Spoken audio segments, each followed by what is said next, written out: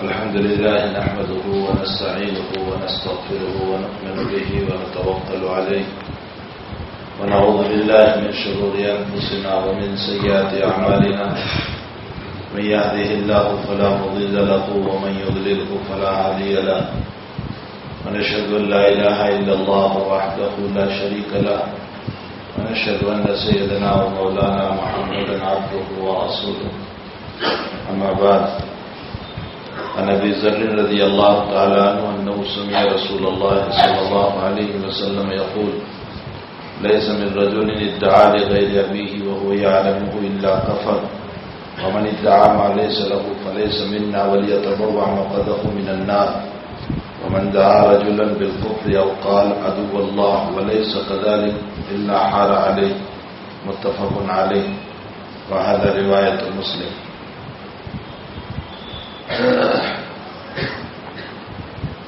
اس سے پہلے بھی 2-3 ہفتے سے مسلسل تربیت کے سلسلے میں روایات اور احادیث مبارکہ جو جناب رسول اللہ صلی اللہ علیہ وسلم نے ہماری تربیت کے سلسلے میں جو باتیں ارشاد فرمائی ہیں ان روایات کا ذکر چل رہا ہے، اور انسان اپنے آپ کو اچھے اخلاق سے مزین کرے، یہ سب سے بڑا ایمان اور اسلام ہے، یہ انسانیت ہے۔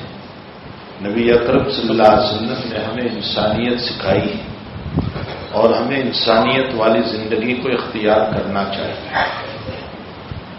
حیوان پنے والی زندگی سے کہ اس نے مارا تو ہم بھی مار لیں، اور اس نے مجھے ذلیل کیا تو میں بھی اسے ذلیل کر لوں، اور اس نے میرا پاؤں کھینچا تو میں بھی اس کا پاؤں کھینچ لوں، اور اس نے میرے ساتھ غلط معاملہ کیا تو میں بھی اس کے ساتھ یہ غلط معاملہ کر لوں، یہ سب حیوان اور جانوروں کی شکلیں ہیں، اور یہ سب جانوروں کے اخلاق ہیں۔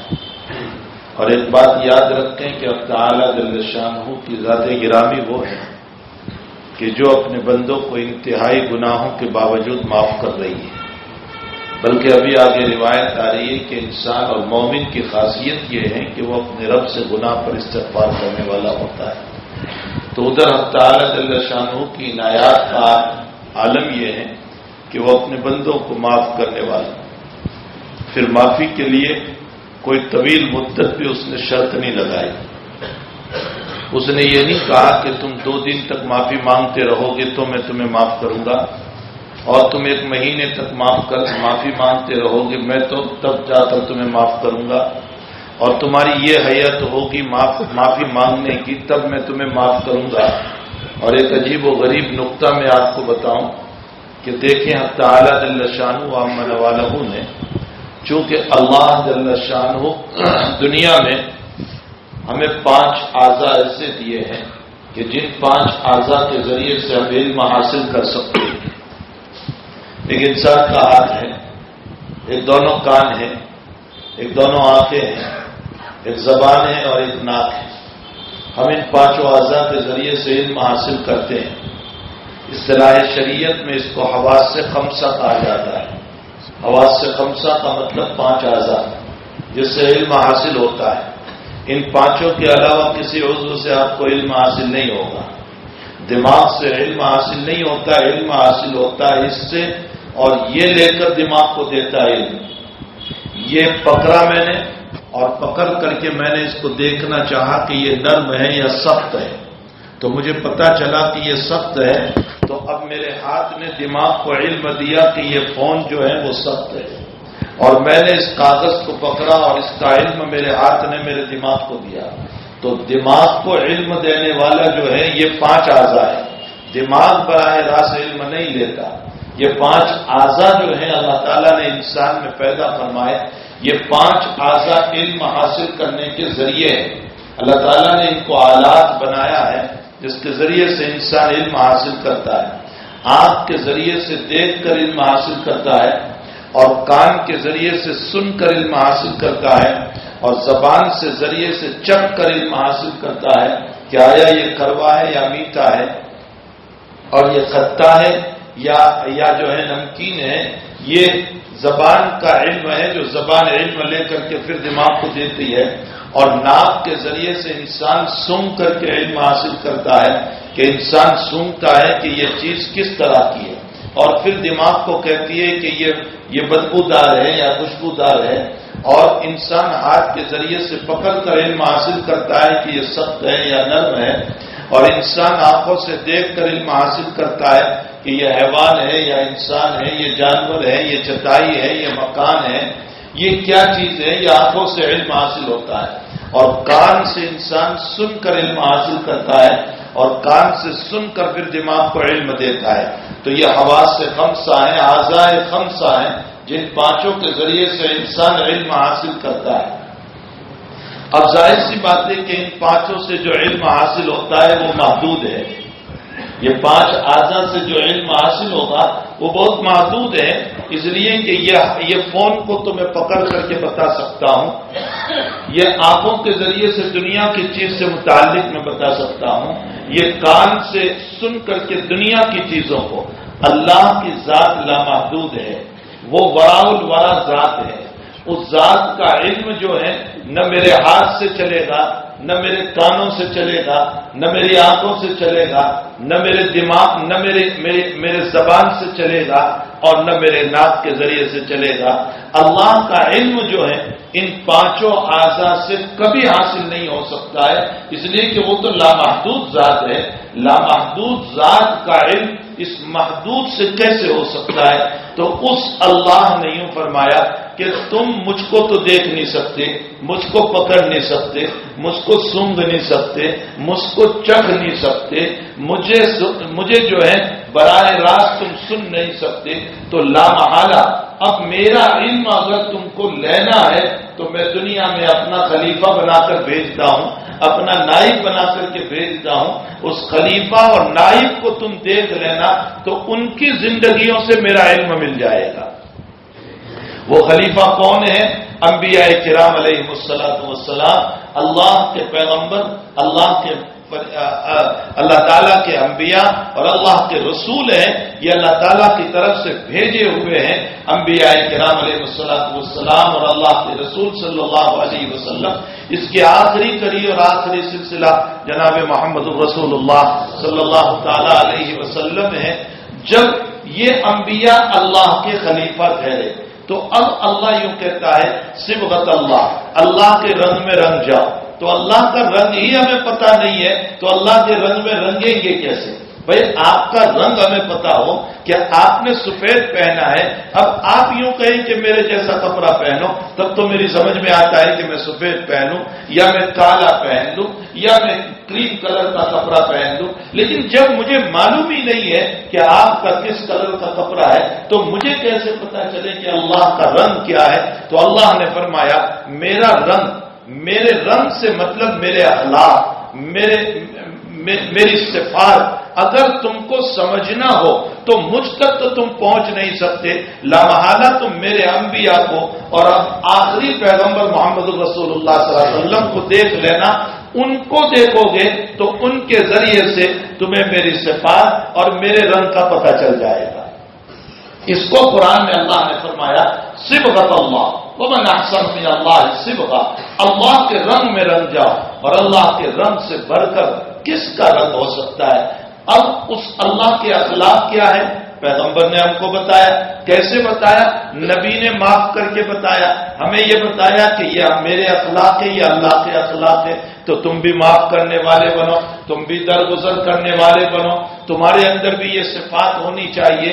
تو حقیقت یہ ہے کہ اللہ کے اخلاق کو دیکھنا ہو تو نبی علیہ السلام کو اور انبیاء کرام کو دیکھ لیا جائے، یہ خلیفہ ہے، اور انبیاء کی زندگی کو دیکھنا ہو تو ان کے خلفاء کو دیکھ لو، اور ان کے خلفاء سے مطلب خلفاء اربعہ اور اسی طرح حضرات صحابہ، یہ نبی علیہ السلام کے خلیفہ ہے، اس لیے کہ خلیفہ اصل کا کام کرتے ہیں۔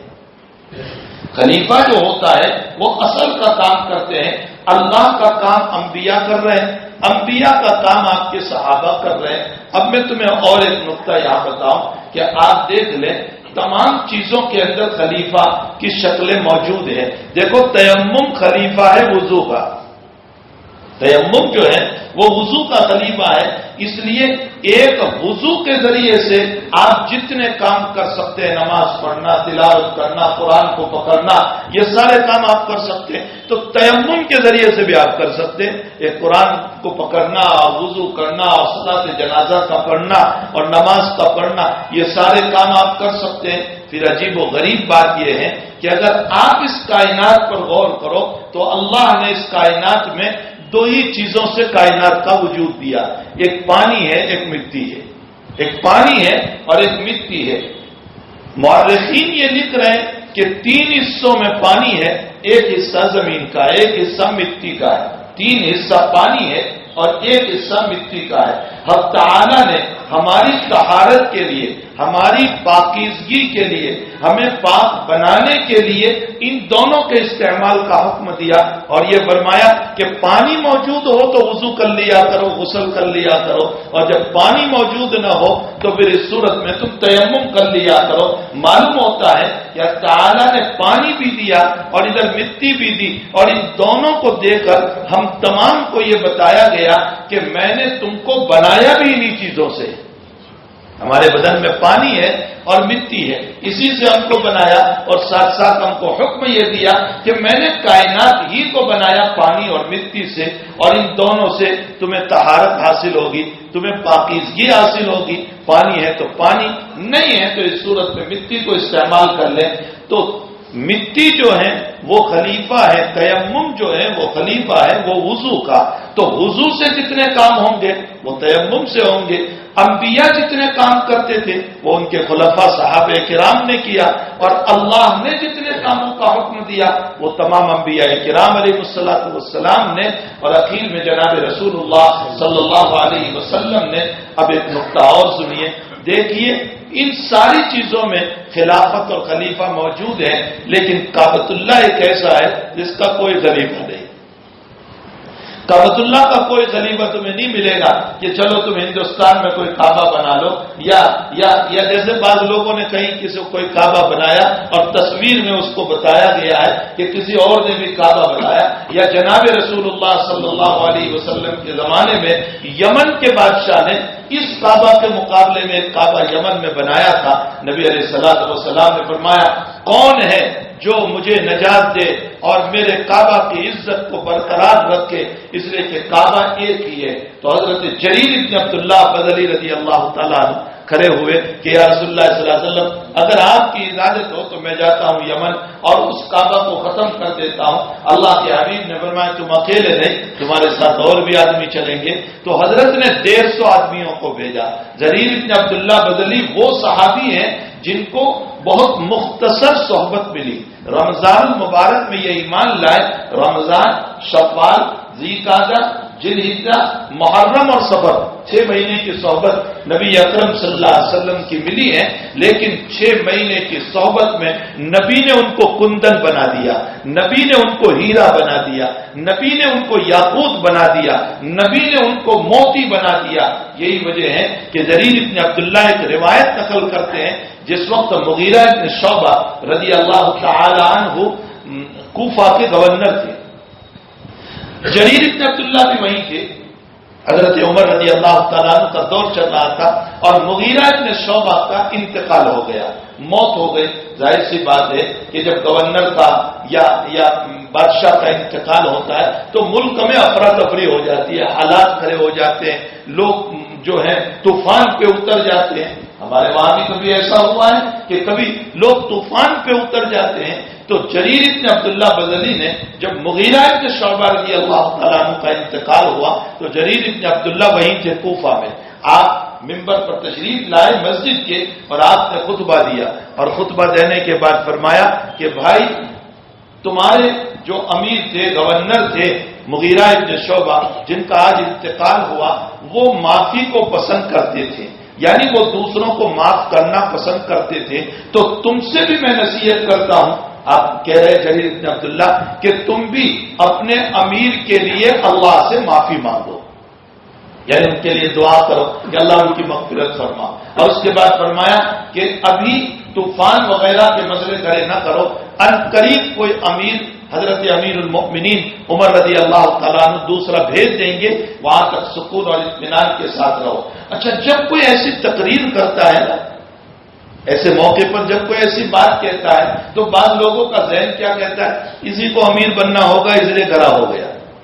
عمومی طور پر دنیا میں ایسا ہوتا ہے کہ جب کوئی بیچارہ خیرخواہی کرنے کھڑا ہوتا ہے، جب کوئی بات کرنے کھڑا ہوتا ہے، کوئی نصیحت کرنے کھڑا ہوتا ہے، تو فوراً لوگوں کا ذہن جو ہے وہ اس بات کی طرف چلا جاتا ہے کہ اسی کو بڑا بننا ہے، اسی کو امیر بننا ہے، اسی لیے یہ کھڑے ہو گئے۔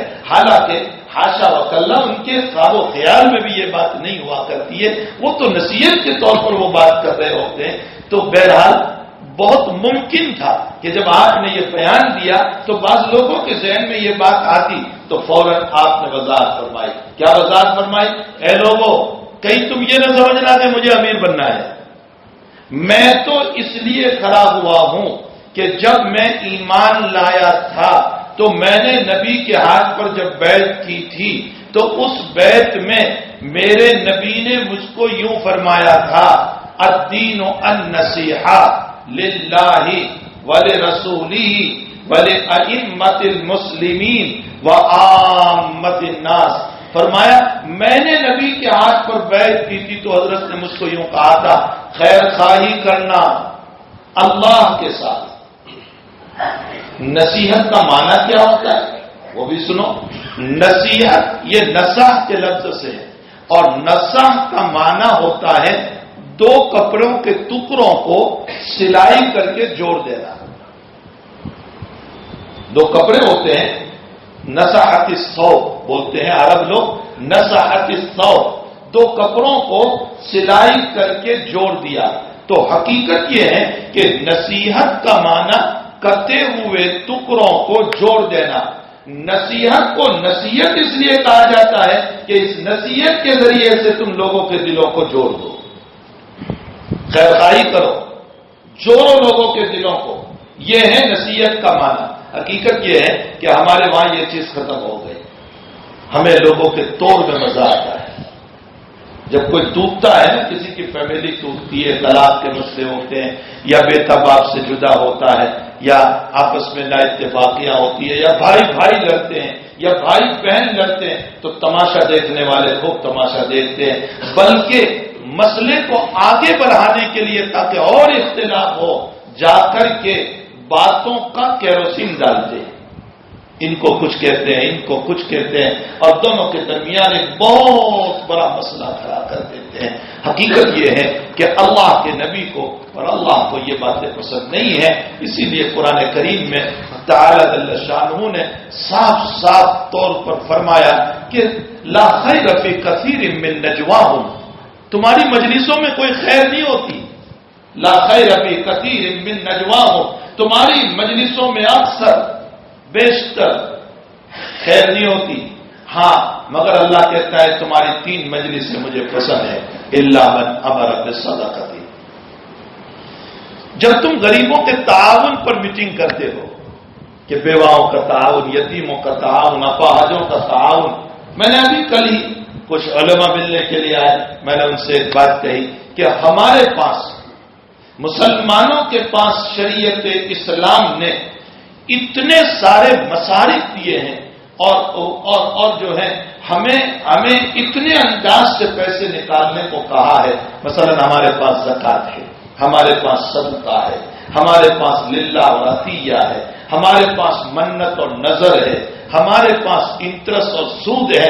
اتنے سارے پیسے نکالنے کے طریق اسلام نے جو دیے ہیں اور کسی مذہب میں آپ کو نہیں ملیں گے۔ اور مذاہب والے جو سخاوت کرتے ہیں اس کو ایک ہی نام ہے دان، لیکن اس دان میں بھی وہ پیسے جو نکالتے ہیں وہ سود کے ہوتے ہیں، انٹرسٹ کے ہوتے ہیں۔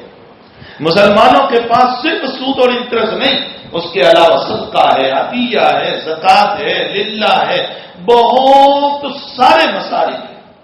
اگر مسلمان صحیح ڈھنگ سے ان پیسوں کو نکالنے پر آ جائے اور صحیح طریق پر خرچ کرنے پر آ جائے تو خدا پاک کی قسم کوئی بیوہ کو ہاتھ پھیلانے کی ضرورت نہیں رہے گی، کوئی یتیم کو ہاتھ پھیلانے کی ضرورت نہیں رہے گی، کسی ہاسپٹل کے اندر بیچارہ بغیر دواؤں کے کوئی نہیں مرے گا، اور کوئی بچہ ہمارا بغیر تعلیم اور بغیر ایجوکیشن کے جائز نہیں رہے گا۔ شرط یہ ہے کہ ہم ڈھنگ کے ذریعے سے ان پیسوں کو نکالنے پر آ جائیں۔ لیکن حقیقت یہ ہے کہ مسلمانوں کا حال یہ ہے کہ مسلمان اپنے کسی بڑے کو پسند نہیں کرتا، اور بڑا جو ہے وہ چھوٹوں کے اندر محبت اور پیار کو پسند نہیں کرتا۔ اسی لیے امت کے دو طبقوں میں اگر خیر آ جائے، امت کے علماء اور امت کے زعماء، دو طبقے، امت کے علماء اور امت کے زعماء۔ زعماء کا معنی وہ سمجھدار طبقہ، وہ فہیم طبقہ، جو امت کا سمجھدار طبقہ ہے، امت کا مالدار طبقہ ہے، جن کو اللہ نے عقل دی ہے، جن کو اللہ نے شعور دیا ہے، جن کو اللہ نے علم دیا ہے، جن کو اللہ نے مال دیا ہے۔ امت کے ضعیف اور امت کے عالم، یہ دونوں کے دونوں اگر جو ہے صحیح رخ کے اوپر آ جاتے ہیں تو خدا پاک کی قسم امت کا حال یہ ہو جائے گا کہ امت کو کسی کے سامنے ہاتھ پھیلانے کی ضرورت نہیں پڑے گی۔ لیکن افسوس ہے کہ ہمارے پاس کوئی اس طرح کا نظام نہیں ہے، کوئی نظام نہیں۔ ہم بلا نظام کے اپنی اپنی ترتیب کے اوپر چل رہے ہیں، جس کا نتیجہ یہ ہے کہ حالات پہ حالات، جو غریب ہے اس کا مسئلہ، جو یتیم ہے، جو بیوہ ہے، جو ہاسپٹلوں میں ایریا رکھ رہے ہیں، جو کینسر کے مرض کے اندر اپنا علاج نہیں کرا پاتے، جس کی بنیاد پر وہ پریشان حال ہیں، اور جو بیچارہ کوما میں ہے اور جس کی کڈنیاں اور گردے فیل ہو چکے ہیں، وہ انتہائی حالات میں، اور اس کے اوپر کوئی نظر کرنے والا بھی نہیں ہوا کرتا ہے۔ تو حقیقت حال یہ ہے کہ امت مسلمہ کے اندر وہ اتفاق اگر آ جائے، اتحاد اگر آ جائے تو امت کا مسئلہ حل ہو جاتا ہے۔ تو میں تو یہ بات کہہ رہا تھا کہ کعبۃ اللہ جو ہے نا، ویسے تیمم جو ہے وہ وضو کا نائب بنایا گیا، اور انبیاء اللہ کے نائب، صحابہ انبیاء کے نائب ہیں، نبی کریم صلی اللہ علیہ وسلم کے نائب ہیں۔ تو جریر بن عبداللہ نے کھڑے ہو کر فرمایا کہ مجھے بیعت لی تھی نبی کریم صلی اللہ علیہ وسلم نے اس بات کے اوپر کہ خیر خواہی کرنا، نصیحت کرنا۔ نصیحت کا ایک معنی کپڑے کو جوڑنا، اور نصیحت کا دوسرا معنی علماء نے بیان فرمایا، اہل لغت نے، اہل ڈکشنری نے بیان فرمایا کہ نصیحت کا دوسرا معنی ہوتا ہے شہد کو صاف کرنا، نصاحت الاصل، شہد کو صاف کرنا۔ جو شہد میں کچرا ہوتا ہے اور اس کے اندر بہت ساری چیزیں ہوتی ہیں، اس کو صاف کرنا۔ نصیحت کو نصیحت اس لیے کہا جاتا ہے کہ آپ خلوص دل کے ساتھ کسی کو کوئی بات بتاؤ تاکہ اس کی زندگی بن جائے، اس کو نصیحت کہا گیا۔ توڑ کو نصیحت نہیں، اختلاف کو نصیحت نہیں، آپس کے پاؤں کھینچنے کو نصیحت نہیں، یہ نصیحت نہیں ہے۔ محبت کو، پیار کو، اتفاق کو، اتحاد کو نصیحت کہا گیا۔ تو بہرحال جریر بن عبداللہ فرماتے ہیں کہ میں نے جب بیعت کی تھی تو نبی نے فرمایا تھا اللہ کے ساتھ خیر خواہی۔ اللہ کے ساتھ خیر خواہی کیا ہے؟ فرمایا اس کو ایک ماننا، شرک نہ کرنا، اس کی باتوں پر عمل کرنا۔ رسول کے ساتھ خیر خواہی یعنی رسول کی اطاعت و فرما برداری کرنا۔ ائمۃ المسلمین، مسلمانوں کے امام کے ساتھ خیر خواہی، بغاوت نہ کرنا، ان کے خلاف سازش نہ کرنا۔ وعامۃ الناس، اور عام لوگوں کے ساتھ خیر خواہی، دین کی باتیں بتانا، امر بالمعروف کرنا، نہی عن المنکر کرنا، انفرادی طور پر بھی محنت اور دعوت و تبلیغ کا کام کرنا، اور اجتماعی طور پر بھی دعوت و تبلیغ کا کام کرنا۔ اجتماعیت کے ساتھ بھی ہو، انفرادیت کے ساتھ بھی ہو۔ ہمارے وہاں جس کو خصوصی غرض، عمومی غرض سے تعبیر کیا جاتا ہے، تو انفرادی اپنی محنت بھی ہو، اجتماعی اپنی محنت بھی ہو۔ یہ عامت الناس کے ساتھ خیر خواہی، ان کی ضرورتوں کو پورا کرنا، ان کے تعاون کی ضرورت ہو تو ان کو پورا کرنا۔ چونکہ میں نے بیعت کی تھی، اس بیعت کو نبھانے کے لیے میں کھڑا ہوا ہوں تمہیں نصیحت کرنے۔ فرمایا مجھے کوئی عہدے کی ضرورت نہیں ہے، میں تو اس لیے کھڑا ہوا۔ یہ جریر بن عبداللہ جب موجودہ کعبہ کے مقابلے میں یمن کے بادشاہ نے ایک کعبہ بنایا، تو اللہ کے حبیب نے فرمایا کون ہے جو مجھے راحت پہنچائے اس کعبہ کو ختم کر؟ جریر نے فرمایا میں جاتا ہوں. 150 آدمیوں کو نبی علیہ السلام نے بھیجا. تو جریر فرماتے اللہ کے حبیب مجھے گھوڑے کی سواری نہیں آتی، میں گھوڑے پر سواری نہیں کر سکتا.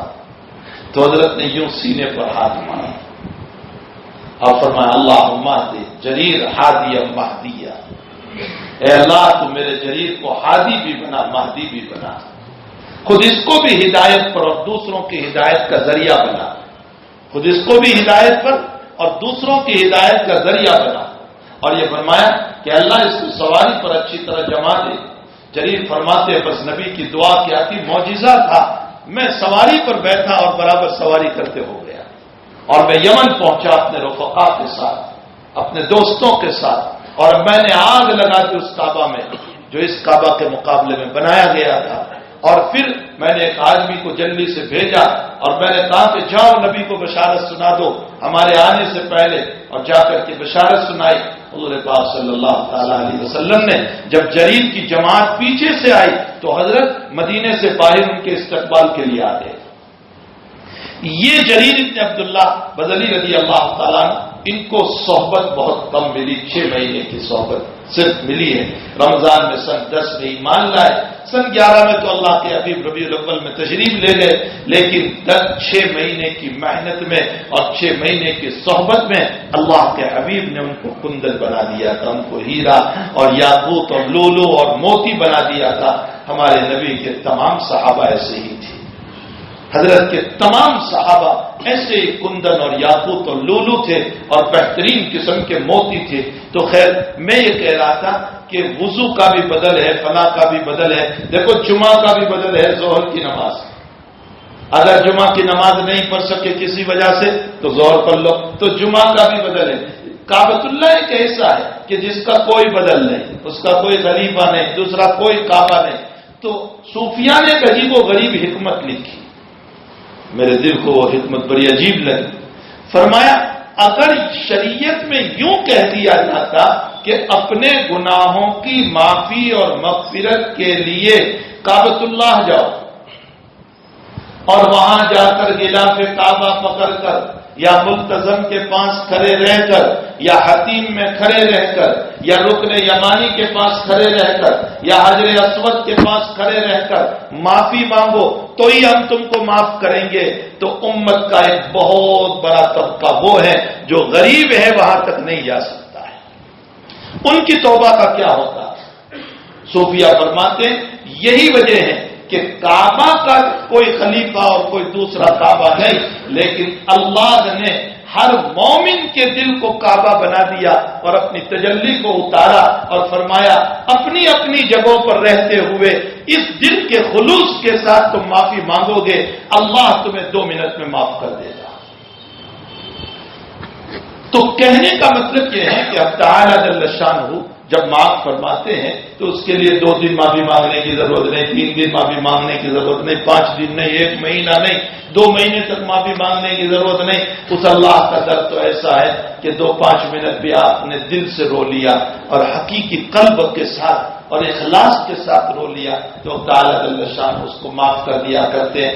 جب اللہ کی یہ صفت ہے معافی کی تو بندوں کو بھی اپنی زندگی میں اس صفت کو اپنانا چاہیے. نبی نے اسی صفت کی طرف ہم کو ترغیب دی، فرمایا صبغۃ اللہ ومن احسن من اللہ صبغہ. تو خیر میں یہ کہہ رہا تھا کہ ہمارے اخلاق کو بنانے کے لیے، ہمارے کیریکٹر کو، ہماری زندگی کو بنانے کے لیے بہت ساری روایات جناب رسول اللہ صلی اللہ علیہ وسلم نے اور بہت ساری باتیں ارشاد فرمائی ہے. ہمیں چاہیے کہ ان باتوں پر عمل کرنے والے بنے. ابھی جو روایت پڑھی گئی ابو ذر غفاری رضی اللہ تعالیٰ عنہ فرماتے ہیں کہ میں نے رسول اللہ صلی اللہ علیہ وسلم سے سنا، آپ ارشاد فرماتے ہیں لیس من رجل ادعا لغیر ابیہ وهو یعلمہ الا کفر. جس نے جان بوجھ کر اپنے آپ کو اپنے باپ سے ہٹا کر کسی اور آدمی کو باپ بنایا تو اللہ کے نبی فرماتے ہیں اس نے کفر والا عمل کیا. کیوں؟ اس لیے کہ تو پیدا ہوا ہے اس باپ سے، اللہ نے تجھ کو حلالی بنایا، جب تو تیرے باپ سے ہے تو تو حلالی ہوا اپنے باپ سے. اب تو نے اپنے باپ کو چھوڑ کر کسی اور کی طرف اپنے آپ کو منسوخ کیا تو اللہ نے جو تجھ کو حلال ہونے کی نسبت اور صفت اور نعمت عطا فرمائی تھی تو حرام کی طرف جا رہا ہے، اللہ کی نعمت کی ناشکری کر رہا ہے.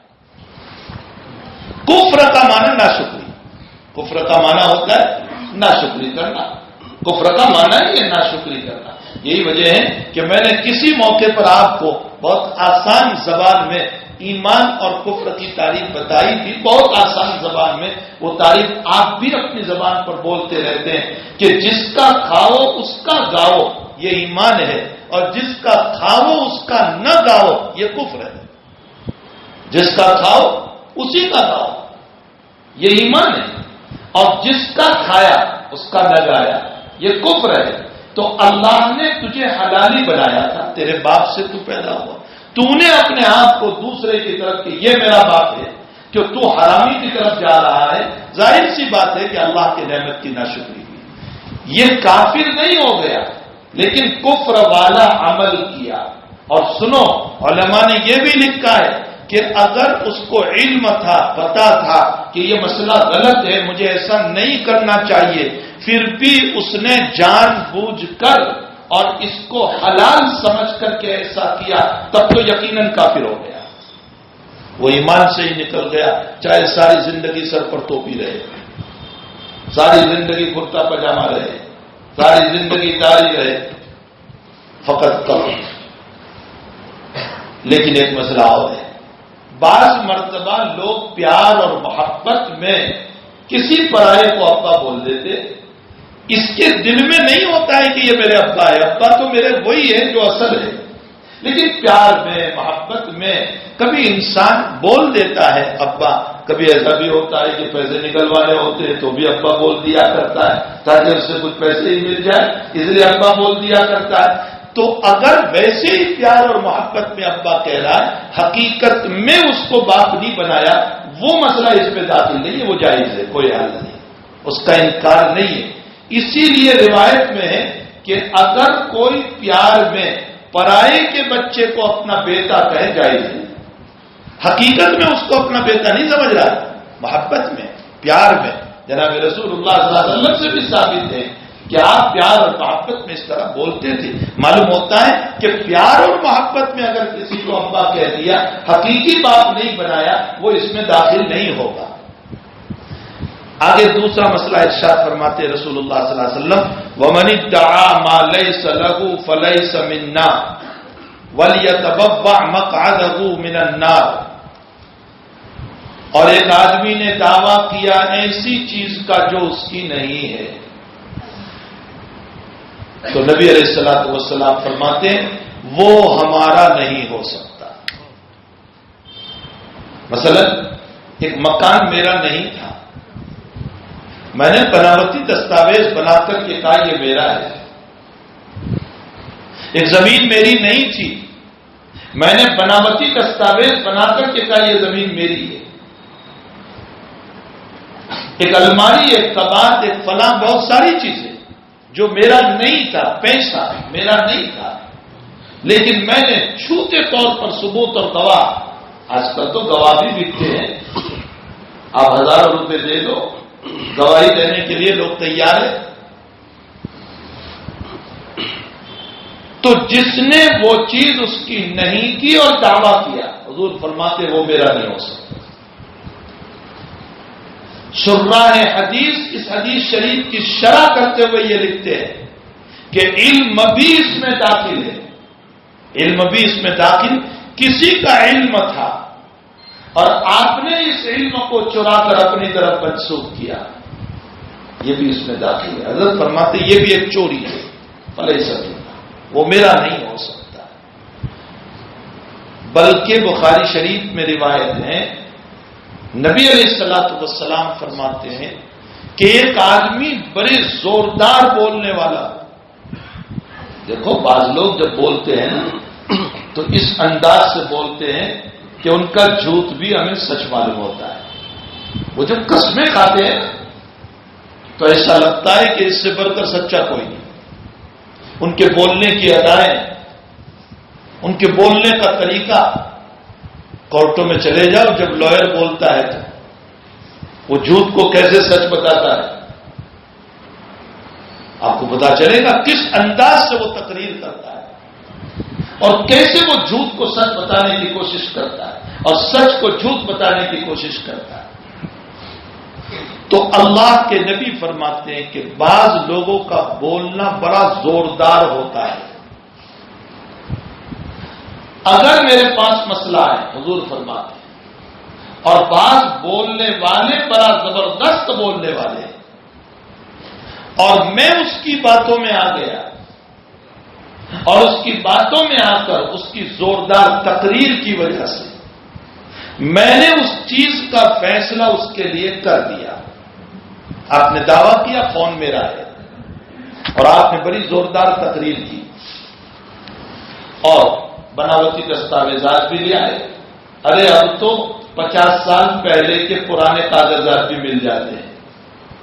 بنانے کے لیے دنیا میں سب کچھ ملتا ہے. اللہ کے نبی علیہ السلام فرماتے ہیں کہ اس کی باتوں کی وجہ سے، اس کی زوردار باتوں کی وجہ سے میں نے اس چیز کا فیصلہ اس کے لیے کر دیا کہ اچھا بھائی یہ تیری چیز ہے، اس لیے کہ یہ تیرے دلائل ہیں، تیرے گواہ ہیں، تیرے کاغذات ہیں. میں نے، اور حقیقت میں وہ چیز اس کی نہیں تھی، حقیقت میں نہیں تھی، اس کا ایک دعویٰ تھا. تو سنو، اللہ کا نبی یہ کہہ رہا ہے کہ اس محمد کے فیصلے کے باوجود وہ مالک نہیں ہو سکتا.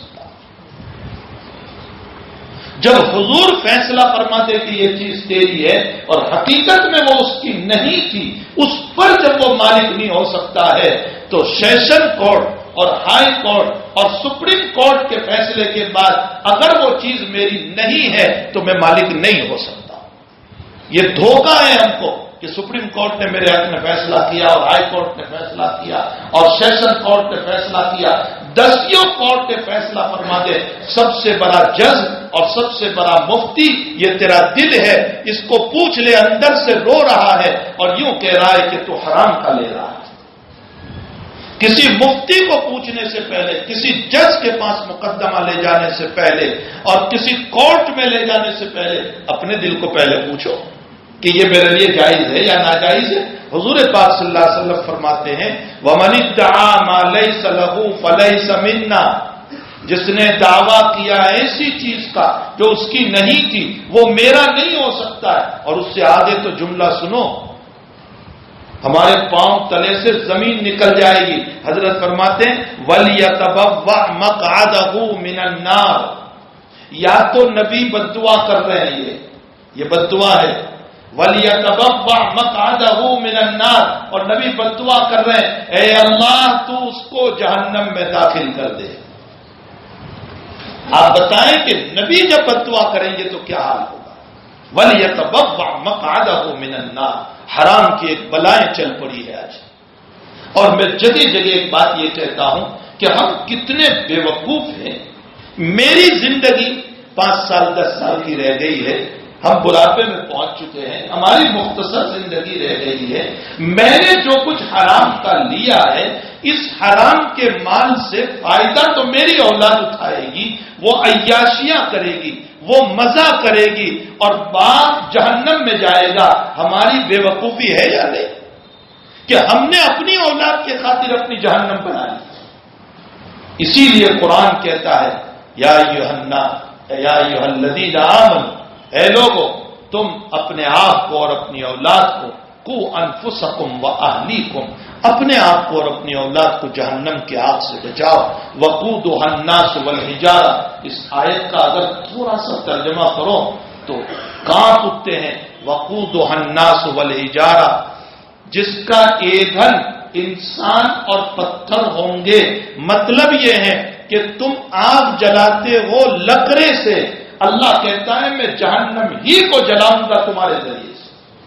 وقود، تمہیں ایندھن بناؤں گا، تمہارے ذریعے سے میں جہنم کو بھڑکاؤں گا. تو ہمیں چاہیے کہ ہم تھوڑی سی عیش پرستی کے خاطر حرام کے مال سے اپنے آپ کو بچائیں. کسی کی زمین، کسی کا مال، کسی کا مکان، کسی کی چیز، کسی کا پیسہ، یہ ہمیں بہت لمبا چلنے والا نہیں ہے. اس کے بجائے ہم تھوڑا کھائیں لیکن حلال کا ہو، زندگیوں میں برکتیں ہوگی، رحمتیں ہوگی، اور اس کے ساتھ ساتھ عبادتوں میں مزے آئے گی. تو وَلْيَتَبَوَّأْ مَقْعَدَهُ مِنَ النَّارِ. بعض محدثین فرماتے ہیں نبی کی بد دعا ہے کہ اللہ اس کا ٹھکانہ جہنم بنا دے. مقعد کا معنی ٹھکانہ. اور بعض محدثین نے فرمایا کہ وَلْيَتَبَوَّأْ مَقْعَدَهُ مِنَ النَّارِ. نبی خبر دے رہے ہیں، امر نہیں، خبر ہے. خبر کا معنی کیا؟ یعنی نبی ہم کو یوں اطلاع دے رہے ہیں کہ جس نے اس طرح کی چیزوں کو لے لیا تو میں دنیا میں خبر سناتا ہوں کہ تمہیں جہنم میں جانا پڑے گا. نبی علیہ السلام خبر سنا رہے ہیں. تو نبی کی خبر بھی بہت بڑی چیز، نبی کی بد دعا بھی بہت بڑی چیز. اللہ تعالیٰ اس سے ہماری حفاظت فرمائے. اور تیسری چیز فرمائی وَمَن دَعَا رَجُلًا بِالْكُفْرِ. ایک آدمی نے دوسرے کو کہا کافر، اے کافر، یا دوسرا یا عدو اللہ، اے اللہ کے دشمن. اللہ کے حبیب فرماتے اور وہ ایسا نہیں تھا، وہ کافر نہیں تھا، وہ اللہ کا دشمن نہیں تھا، اور تم نے اس کو کہہ دیا. تو نبی علیہ الصلوۃ والسلام فرماتے وَلَيْسَ كَذَلِكَ إِلَّا حَارَ عَلَيْهِ. اس نے جو دوسرے کو کافر کہا یا دوسرے کو اللہ کا دشمن کہا، اس کا گناہ اس کے اوپر آ جائے گا، واپس کہنے والے کے اوپر کافر کا گناہ یا دشمن کا گناہ. اور اگر تم نے کسی مسلمان کو ذلیل سمجھ کر، حقیر سمجھ کر، حلال سمجھ کر کے کافر کہہ دیا، تب تو کہنے والا خود ہی کافر ہو گیا، اس لیے کہ یہ بلا وجہ تم نے کسی کو کافر کہا. اس طرح کے الفاظ بولنے کی ہمیں ہدایت نہیں ہے کہ اے کافر، بلکہ علماء نے مسئلہ لکھا ہے. خوب سنو، علماء نے مسئلہ لکھا ہے کہ جو کافر مرا اس کے ایمان کا تمہیں پتہ نہیں ہے کہ وہ کفر پر مرا ہے یا ایمان پر مرا ہے، تو تمہیں دنیا میں یہ بولنے کا حق نہیں ہے کہ یہ جہنم میں جائے گا. تمہیں کیا معلوم کہ اس نے مرنے سے پہلے توبہ کر لی. حضرت قاسم العلوم والخیرات حضرت نانوتوی رحمۃ اللہ علیہ کے واقعات میں، آپ کے سوانے میں، آپ کی زندگی میں ایک واقعہ لکھا ہے کہ آپ کے پڑوس میں ایک غیر مسلم رہا کرتا تھا. حضرت نانوتوی نے اس کی موت کے بعد اپنے خواب میں اس کو دیکھا کہ وہ جنت میں تہر رہا ہے. تو حضرت نے فرمایا لالا جی، وہاں کی زبان میں کہتے ہیں لالا جی، یو پی کی زبان میں غیر مسلم کو وہ اناج کریانہ کا بیپاری تھا. اس نے کہا لالا جی یہ جنت میں تم؟ فرمایا ہاں مولوی قاسم، جب تم روزانہ قرآن پڑھتے تھے تو میں کہتا تھا یہ قاسم کے اللہ نے سچ کہا، قاسم کے اللہ نے سچ کہا، قاسم کے اللہ نے سچ کہا. یہاں تک کہ میں آخری بیماری میں جب چل رہا تھا تو میں نے کہا قاسم کے اللہ کو میں مانتا ہوں، اس سے بڑھ کر اللہ کوئی نہیں. بس میں اللہ کے حضور جب میری حاضری ہوئی تو فرمایا یہ تیرا ایمان ہے، میں اسی پر مغفرت کرتا ہوں. حضرت نانوتوی کے سوانے میں لکھا ہے، حالات میں یہ واقعہ لکھا ہے. تو میرے بھائیو، ہمیں جب کافر سے متعلق یہ پتہ نہیں ہے تو کسی مومن کو ہم کیسے کہہ دیں کہ اے کافر، اے اللہ کے دشمن؟ ہمیں اجازت نہیں ہے اس طرح کا جملہ کسی کو کہنے کی. اپنی زبان کو سنبھالو، اپنی زبان کو سنبھالو. اللہ کے حبیب اسی لیے بار بار نصیحت فرماتے تھے اس کو سنبھالو. سارے فتنوں کی بنیاد یہی ہے، یہی سے سارے فتنے نکلتے ہیں. یہ محفوظ رہے گی زندگی انشاءاللہ محفوظ ہے، اور یہ بگڑ گئی تو زندگی بگڑ جائے گی. اب تعالیٰ جل شانہ ہم تمام کو محمد الرسول اللہ صلی اللہ علیہ وسلم کی ان باتوں پر ہم سب کو عمل کی توفیق عطا فرمائے. اور اب تعالیٰ شرور اور فتن سے اور اللہ کے حبیب نے جن باتوں سے ہمیں منع کیا ہے ان باتوں کے استعمال کرنے سے ہم سب کو اپنی زندگی میں خوب توفیق عطا فرمائے. اور آپ نے بھی سنا ہوگا کہ مولانا اسرار الحق صاحب قاسمی رحمۃ اللہ علیہ ماشاءاللہ بہت کام کیا. انہوں نے یہاں بھی اس مسجد میں تشریف لائے تھے، ان کا گزشتہ سال یہاں بیان بھی ہوا تھا. اور ماشاءاللہ حق زبان کے ذریعے سے آپ 2 ٹرم سے کانگریس کے MP بھی بن کر کے آئے. اور ضرورت کے موقع پر جب بھی مسلمانوں کی نمائندگی کرنے کی ضرورت پیش آئے تو حضرت مولانا نے پارلیمنٹ میں کھڑے ہو کر کے 2 مسائل کو بیان کیا.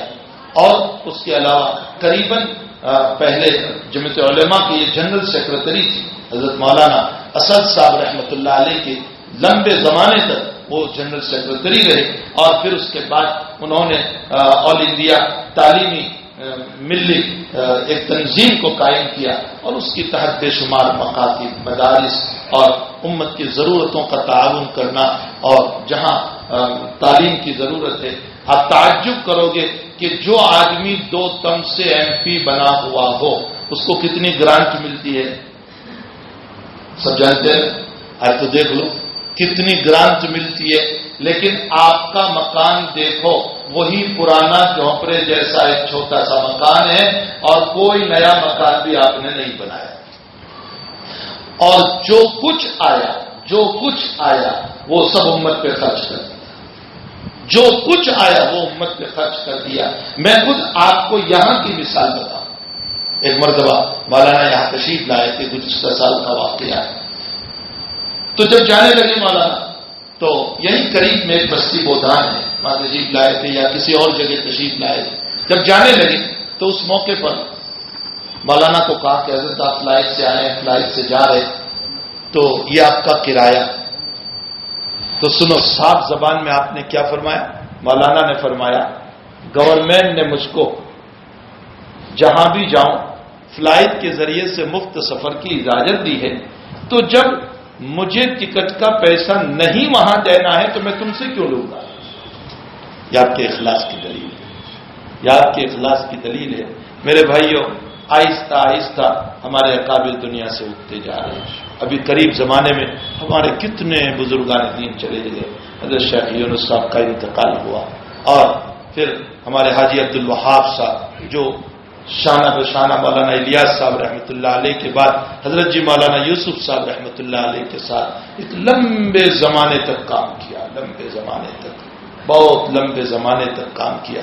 ان کی زندگی کبھی میں سناؤں گا کہ کس انداز سے ان کی زندگی گزری، کیسے غریبانہ انداز میں اس آدمی نے کام کیا ہے۔ اور آپ انداز لگائیں معاہدیہ صاحب رحمۃ اللہ علیہ کے زمانے سے یہ ایک واحد شخصیت تھی اس وقت میں جس نے مولانا الیاس صاحب کو دیکھا تھا، اور شاہ عبد القادر صاحب رائے پوری رحمۃ اللہ علیہ کی خدمت میں مرید بن کر کے رہتے تھے۔ وہ بھی ابھی قریب زمانے میں اللہ کے پیارے ہو گئے۔ اسی کے ساتھ ساتھ وہیں کے ایک مفتی جمیل صاحب جو وہاں کے امام تھے وہ بھی اللہ کے پیارے ہو گئے۔ خود حضرت جی یوسف صاحب رحمۃ اللہ علیہ کی شانہ بشانہ کام کرنے والے ہمارے پورے یورپ کے امیر حافظ پٹیل صاحب رحمۃ اللہ علیہ کے ساتھی حاجی اسحاق صاحب، حافظ اسحاق صاحب پٹیل، یہ بھی ابھی قریب زمانے میں اللہ کے پیارے ہو گئے۔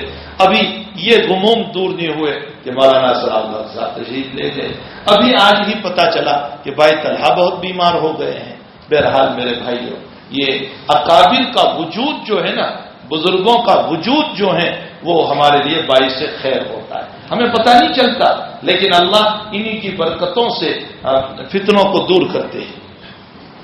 اور جب یہ اکابر آہستہ آہستہ اٹھتے ہیں تو روایت میں ہے غصہ ان کا غصہ سے اللہ کے حبیب فرماتے ہیں پھر دنیا میں لوگ بھوسی کی طرح رہ جائیں گے، اور جیسے دنیا میں بھوسی کی کوئی پرواہ نہیں کرتا، اسی طرح اللہ کی نگاہ میں بھی پھر بھوسی کی ہماری کوئی پرواہ نہیں ہوتی۔ تو جو ہمارے اکابر دنیا سے جا رہے اللہ تعالیٰ ان کی قبروں کو نور سے منور فرمائے، ان کے درجات کو بلند فرمائے، ان کا نعم البدل اللہ ہمیں عطا فرمائے۔ اور جو حیات ہے اس وقت بقید حیات ہے، قریب زمانے میں ہمارے حضرت مولانا عبداللہ صاحب کاپودری جو فخر گجرات کہے جاتی تھی وہ بھی ابھی قریب زمانے میں تشریف لے گئے۔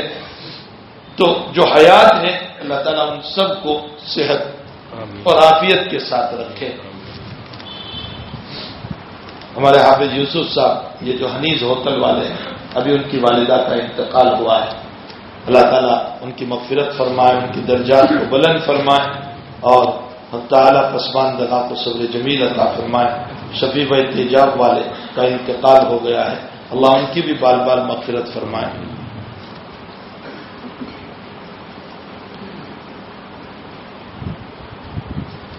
مشرک اور کافر میں فرق ہے۔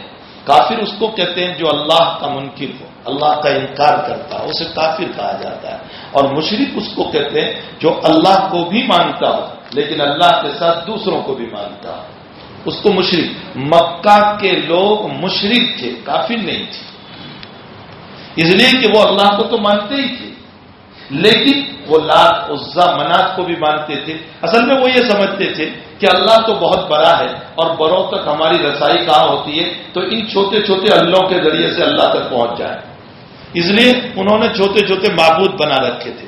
تو مشرک اس کو کہتے ہیں۔ ہمارے ہندوستان میں بھی اکثر لوگ مشرک ہیں، آپ ان کی زبان سنو تو وہ کہیں گے اوپر والا ہی کرتا ہے، اس کا مطلب یہ نکلا کہ وہ مانتے ہیں اللہ، لیکن اس کے ساتھ پھر وہ غیروں کو بھی، دوسروں کو بھی اپنا معبود بنا رہے، کبھی کسی دیوی کو، کبھی کسی مرد کو، کبھی کسی عورت کو یہ اپنا معبود بنا رہے، کسی سنت کو وہ اپنا معبود سمجھ لیتے، تو یہ مشرک ہے۔ لیکن ویسے بولنے میں لوگ کافر اور مشرک دونوں ایک ہی سمجھ لیتے۔ رہ گیا مسئلہ کہ مشرک سے ہماری بچی کا نکاح یا ہمارے بچے کا نکاح قطعاً جائز نہیں ہے، الا کہ وہ مسلمان ہو جائے، اور یہ قرآن کی نص قطعی سے ثابت ہے۔ لا تنکحوا المشرقات حتی یؤمنن ولأمۃ مؤمنۃ خیر من مشرکۃ ولو اعجبتکم، قرآن کہتا ہے مشرک بچی سے نکاح نہ کرو، اس کے مقابلے میں تمہیں باندی مل جائیں، باندی دوسروں کی نوکرانی، وہ مومن ہو اس سے نکاح کرنا، لیکن آزاد مشرکہ عورت سے نکاح نہ کرنا۔ اسی طرح مشرک مرد سے نکاح نہیں ہماری بچی کا، تمہیں غلام مل جائے تو اپنی بچی مسلمان غلام کو دینا، لیکن مشرک آزاد کو نہ دینا، اس لیے کہ نکاح ہوتا ہی نہیں۔ یہ خوب سن لیں، نکاح ہوتا ہی نہیں ہے شرک کے رہتے ہوئے، اور جب نکاح نہیں ہوتا تو ساری زندگی زنا میں گزرتی، اس لیے مشرک مرد اور عورت سے نکاح جائز نہیں ہے۔ اللہ تعالیٰ جیل سے رہائی نصیب فرمائے، اللہ تعالیٰ عافیت کے ساتھ ان کو بری فرمائے، ان کے مقدمات میں ان کو کامیابی عطا فرمائے۔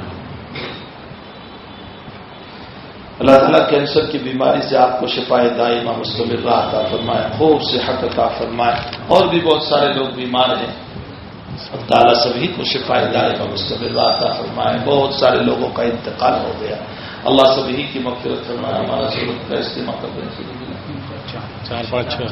4-5-6 کو ہمارا اجتماع ہے، یعنی سورج اٹالوا میں 4-5-6 کو ہمارا اجتماع ہے۔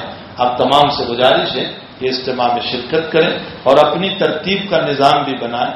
ہمارا جو ہے چلہ 4 مہینے کی جو ترتیب ہوتی ہے اس ترتیب کا نظام بھی بنائیں، اور وہاں جا کر کے اہل اللہ کی، اللہ والوں کی باتیں سنیں اور اپنی زندگی کو بنانے کی فکر کریں۔ الحمدللہ رب العالمین والعاقبۃ للمتقین والصلاۃ والسلام علی سید الانبیاء والمرسلین وعلی آلہ وصحبہ اجمعین۔ اللهم صل وسلم دائما ابدا علی حبیبک خیر الخلق کلہم۔ اللہ ہمارے گناہ کو معاف فرما، قصوروں سے درگزر فرما، اللہ ہمیں سچے مسلمان بنا، پکے مسلمان بنا، ایمان پر استقامت عطا فرما، موت تک اپنے ایمان کو بچا کر لے جانے کی توفیق عطا فرما، ایمان کے لٹنے والے اعمال کی حفاظت فرما، شیطان مردود سے حفاظت فرما۔ اے اللہ ایسے لوگوں سے ہماری حفاظت فرما جو ہمارے ایمان کے دشمن ہیں۔ الہ العالمین بیماروں کو شفا عطا فرما، مرحومین کی مغفرت فرما، پریشان حالوں کی پریشانیوں کو دور فرما، بے قصور جیلوں میں ہے رہائی نصیب فرما، غلط مقدمات میں ہے نجات عطا فرما، عافیت سے سب کو بری فرما۔ اے اللہ جتنوں کا انتقال ہو گیا پسماندگا کو صبر جمیل عطا فرما، جتنے بیمار ہیں سب کو صحت اور عافیت عطا فرما، اس مجمع میں جتنے لوگ بیٹھے ہیں سب کو صحت اور عافیت کی دولت سے مالا مال فرما، سب کے گھروں میں کاروبار میں خیر و برکت عطا فرما، اپنی رحمتوں سے مالا مال فرما۔ اے اللہ ہم سب کو سنتوں پر جما دے، اے اللہ نبی کی محبت پر جما دے، قرآن کی محبت پر جما دے، شریعت کی محبت پر جما دے، اللہ تیری محبت اور عظمت پر جما دے، تجھ سے ہونے کا یقین پیدا فرما دے، تجھ سے ہونے کا یقین پیدا فرما دے، تجھ سے ہونے کا یقین پیدا فرما دے۔ اے اللہ بہت سارے لوگوں نے دعاؤں کا کہا لکھا متوقع ہیں، سب کی جائز تمناؤں کو پوری فرما، سب کے حاجات کو پوری فرما۔ اے اللہ سب کی دلی مرادوں کو پورا فرما، جو مانگا اپنے فضل سے عطا فرما، نہیں مانگا اپنے فضل سے نصیب فرما، ہماری دعاؤں کو اپنے فضل و کرم سے قبول فرما۔ وصلی اللہ علی نبی الکریم برحمتک یا